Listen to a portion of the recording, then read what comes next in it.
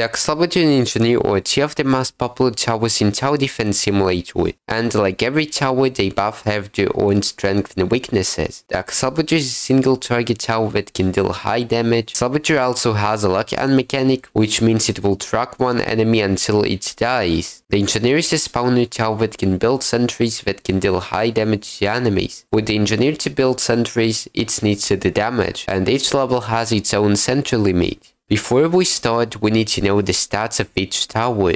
Let's start off with the Accelerator. The Accelerator has a placement limit of 8 and it needs to charge up. The Accelerator deals 70 to 100% of its full damage, which means its damage is random. The Accelerator costs 3500 cash to place down and has an average DPS of 18. It has a charge up time of 3 seconds and a burst time of 6 seconds. Its range is 13. Then on level 1, the Accelerator gets 3 more range and it costs 600 cash. Level 2 costs 1200 cash and it gives the Accelerator a burst time of 8.5 seconds instead of 6. Level 3 costs 3200 cash and it increases the damage from 8 to 15, which means its average DPS is now 39. Level 4 costs 9500 cash and it will increase the range by 3 and make the Accelerator shoot twice as fast, which raises its average DPS to 75. And the max level of the Accelerator costs 30,000 cash and it increases the range by 1, makes the damage 35, decreases the charge up time to 2 seconds and increases the burst time to 12 seconds, which makes its average DPS 208. So now let's check the Engineer's stats. Engineer's main DPS comes from its sentries, but it was recently nerfed and the central limit for each Engineer was decreased.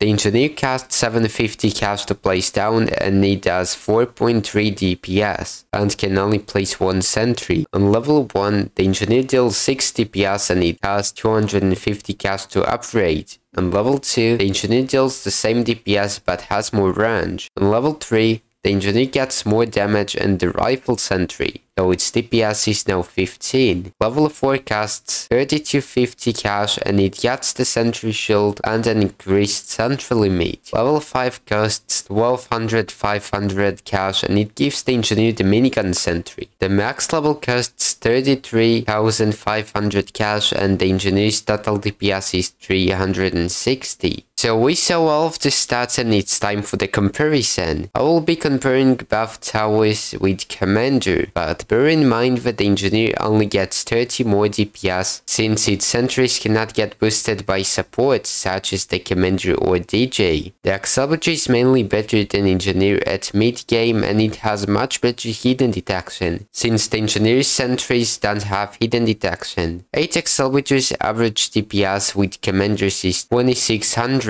and 6 Engineers with Commanders have 2300 DPS. But remember, the Engineer gets a sentry shield, so the Engineer barely loses any DPS when it's stunned. The range of an maxed Accelerator with a DJ is 50% more than the range of an Engineer sentry, so the Accelerator with DJ can attack for much longer. So which is the better tower?